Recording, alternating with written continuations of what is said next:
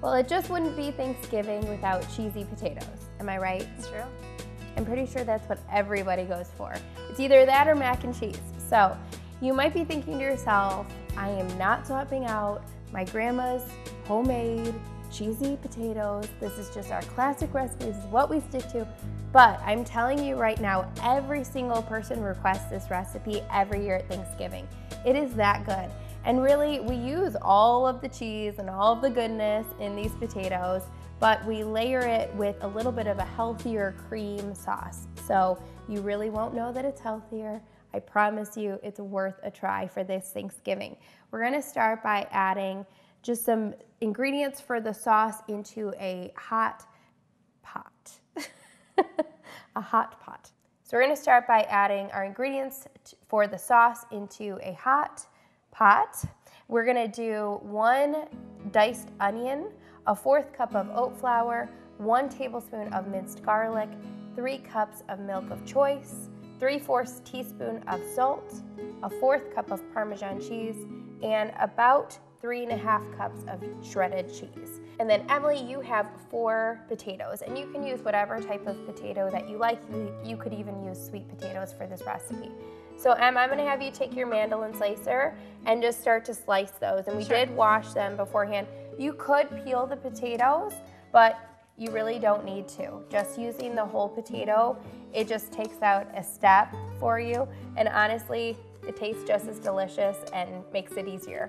So I'm all about easy in the kitchen. We're gonna add our onion to the hot pan here, and then we're gonna add our garlic, our minced garlic. And we did add a tablespoon of avocado oil to this pot before we got started. So that is definitely something that you wanna do, is always use either a cooking spray or just a drizzle of oil whenever you're gonna saute onions and garlic, so that it has something nice to work with as it gets all warm and cooks off some of that onion and garlic.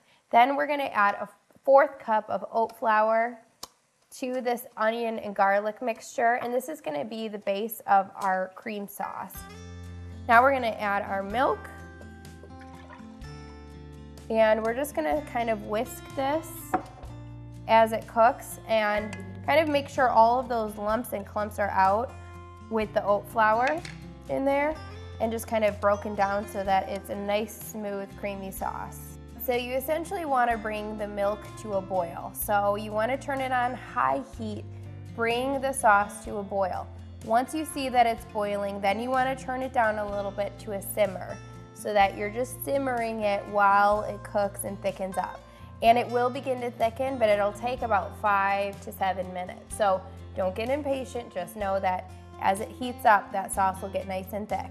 And you'll want to continuously whisk it. It's not like you have to sit here whisking constantly, but you do want to make sure you whisk it enough to make sure that all that oat flour and the clumps get nice and dissolved into a smooth, creamy sauce.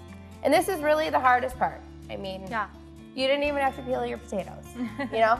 With mashed potatoes, you have to peel the potatoes. So I mean, there you go. I'm not making you peel a potato. So you can start to layer half of these potatoes into a 9x13 baking dish. And I'm gonna finish up the cheese sauce. While you do that, I'm gonna add the Parmesan cheese next. And I'm gonna leave a little bit of the shredded cheese for the topping of these potatoes. So I'm just gonna add about 3 cups and save about a 1/2 cup for topping. So I'm just gonna whisk in those cheeses until they begin to melt. Look how good that cheese sauce looks already. Now, I did wanna mention, if your kids or your family doesn't like onions, you can just leave that out of the recipe altogether. Look how good that looks. It does look good. And see how easy that was? Yeah. So we just used oat flour. I used almond milk, so if you don't have regular milk on hand, any kind of milk will do. And you just want to get it to a point that it's thick enough that it would kind of stick on your whisk or a spoon, so that looks perfect.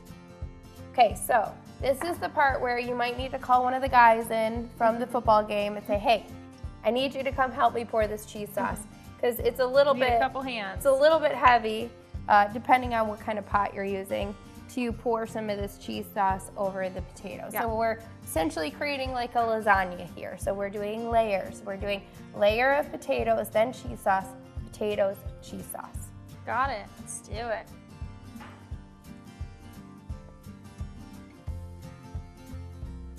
All right, and then we'll do another layer of potatoes. This looks good. For that.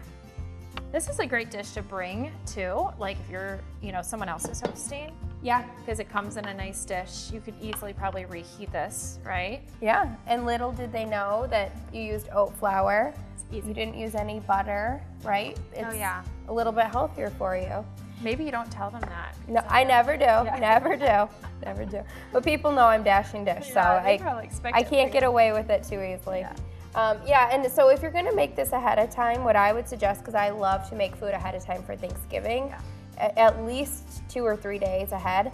So what I would do is I would just stop after this. I would not bake it. I would just top it with your cheese and then cover it with foil, keep it in your fridge, and then bake it the day of, because that's when the cheese is gonna taste the best is when it's just melted.